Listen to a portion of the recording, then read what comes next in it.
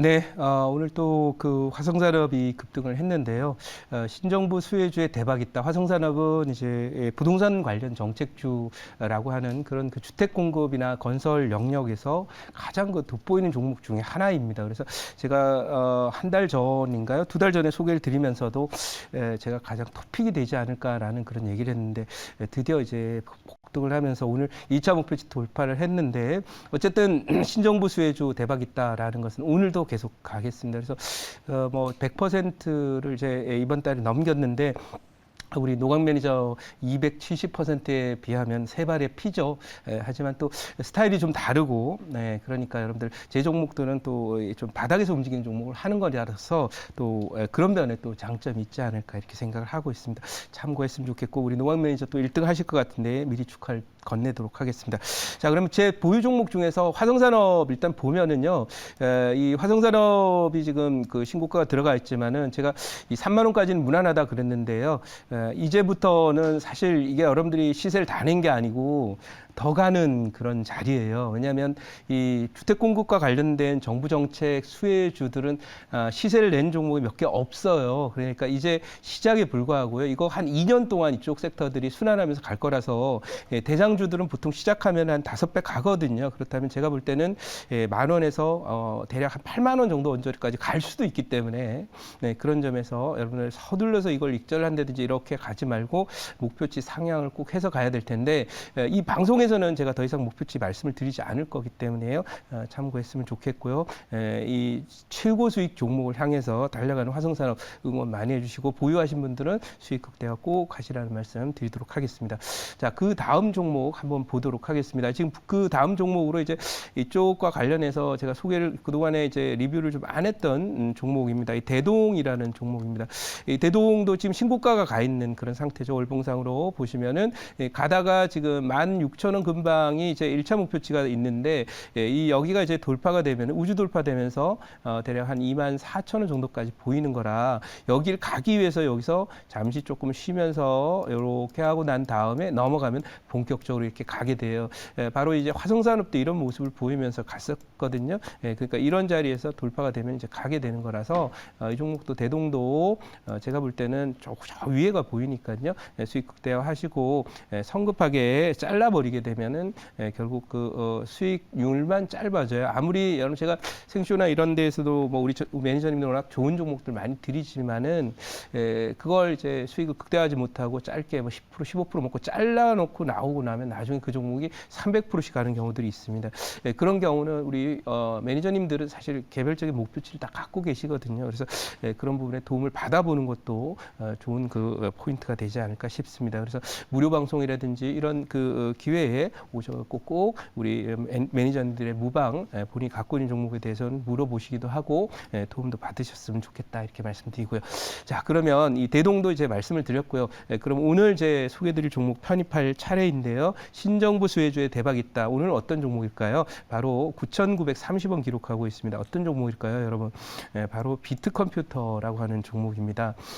자, 이 비트컴퓨터는요, 저하고는 아주 친한 종목입니다. 제가 이 종목을 그 2020년에 3월 달에 이제 시즌을 대박을 300%를 내고 나서 2020년에 그 시즌 후속타로 들어간 종목이고 이 종목도 당시에 제가 한 130%, 140% 정도 수익을 냈던 종목인데 그 이후에 1년 반을 못 가고 조정을 받다가 드디어 이제 움직임이 시작이 됐어요. 그래서 이 움직임이 시작됐는데 뭐 이 정도 여기도 올라가다 얻어맞고 여기도 얻어맞았는데 지금 움직임이 왜 의미가 있냐라고 여러분 생각할 수 있지만 이 종목은 지난 정부 그러니까 지난 정부가 아니죠. 이제 얼마 안 남았습니다만 구정부 쪽에서는 사실 이 원격 의료나 이런 부분에 대해서 문제를 풀어내지 못해서 결국 지금 코로나 상태가 이렇게 됐지만은 우리가 원격 의료 시스템이라든지 디지털 의료 체계가 완비되지 않아서 결국 그 많은 그 희생자도 내고 있을 뿐만 아니라 매니지먼트에 큰 애로사항을 겪고 있습니다. 그래서 이 부분에 대한 투자가 진행되고 원격 의료법이라든지 이런 부분이 진행이 됐었으면 당시 이제 2000년 초반이죠.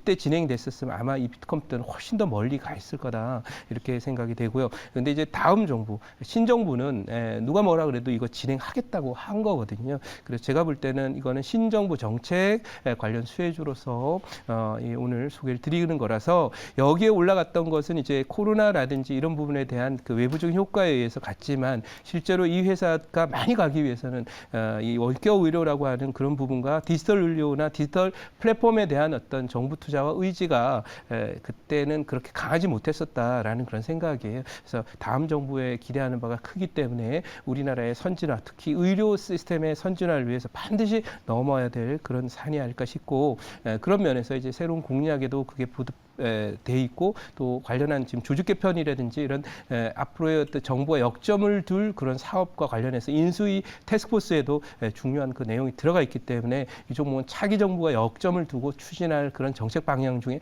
중요한 그런 포인트에 위치하고 있다는 점에서 차기 정부 정책 대장주급 종목으로 충분히 고려할 볼 만한 그런 종목이 이제 시작하는 거라 여러분들 편안한 자리에서 무릎이다라고 생각하니까요. 관심 있게 보셨으면 좋겠고 일봉을 이렇게 보시면은 여기서 이제 안 가고 계속 있다가 새로운 정부가 이제 뭐 당선인이 확정되고 출발할 것이 예상되고 공약들이 나오면서 여기서부터 움직이는 것이 저는 진짜라고 보고 있습니다. 그런 면에서 볼 때 뭐 간단하게 이 정도까지는 가지 않을까 싶고요. 신고가를 날 거라고 생각해요. 그래서 14,000원 정도까지 무난하니까요. 이런 자리에서 여러분들이 매수를 할 수 있는 용기가 필요해요. 지금 지수 흐름은 다소 안정이 되지 않습니다. 어제도 외국인들이 선물 현물 매도했는데 오늘도 지금 선물 현물 매도하는 걸로 봐서 지수는 단기적으로 이제 박스권 상단에 걸려 있다 이렇게 판단이 됩니다. 그렇지만 지수가 박스권 상단에 걸렸다고 해서 뭐 당장 폭락이 일어나거나 그런 일은 아니기 때문에 개별 종목 장세는 계속 한 6월 정도까지 진행된다고 보고 그런 점에서 이 차기 정부가 이제 출범하는 게 5월 달이기 때문에 5월 출범 이후에 한 3개월 정도 보면서 한 9월 정도까지 보고서 이런 종목들 담아 놓는다면 좋은 성과가 있지 않을까 이렇게 생각하고 뭐 이 회사는 여러분 아시다시피 펀더멘탈이나 이런 측면에서 보면 뭐 별로 걱정할 게 없는 그런 종목이에요. 원격 의료 관련 종목으로서 앞으로도 상당히 좀 기대가 되는 그리고 실적이 받쳐주는 종목이기 때문에 뭐 적자 걱정 이런 거 없이 중기 투자도 가능한 종목이 아닐까 합니다. 준비된 자료 잠깐 보도록 하겠습니다. 오늘 그 준비된 자료는 바로 비트 컴퓨터에 대한 거죠. 2020년에 제가 한 150% 수익을 내드렸던 종목인데 다시 갖고 왔습니다. 그때 모멘텀이랑 지금은 다르다. 다음 장 보도록 하겠습니다. 이번에 어떤 모멘텀이 될까요? 바로 과학기술정통부가 인수위 업무 보고를 오늘 하는데 디지털 플랫폼 정부라고 하는 게 용어가 나와 있죠. 항상 여러분들이 그 정책을 진행하거나 또는 뭐 어떤 새로운 트렌드가 만들어질 때 이렇게 구체적으로 명확하게 따옴표 주목하시면 따옴표. 이 따옴표가 논이라고 했는데 사실은 이 따옴표를 여기까지 하면 안 되고 정부까지만 따옴표를 해야 되죠.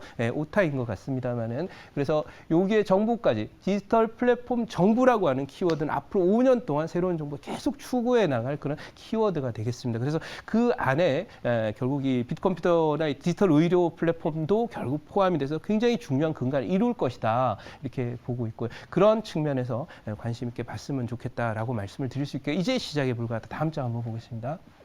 자, 다음 장 한번 보시면 뭐 윤 대통령 당선인께서 디지털 플랫폼 정부에 대한 대통령 진두지휘 체계를 갖춘다. 여기 나와 있죠. 아까는 요 키워드만 나왔는데 다음에 진두지휘라는 키워드가 또 나왔죠. 근데 사실 뭐 여기에 직접 챙기겠다라고 하는 그런 내용이기 때문에 여기에 예산을 포함해서 많은 부처라든지 자원 투입이 진행될 것이라는 것을 보여주고 있는 그런 대목입니다. 그래서 제가 볼 때는 이쪽이 진행이 된다면 거기에 반드시 스타 종목이 나오게 되는데 그렇다면 뭐 대단한 종목이 나오지 않겠습니까?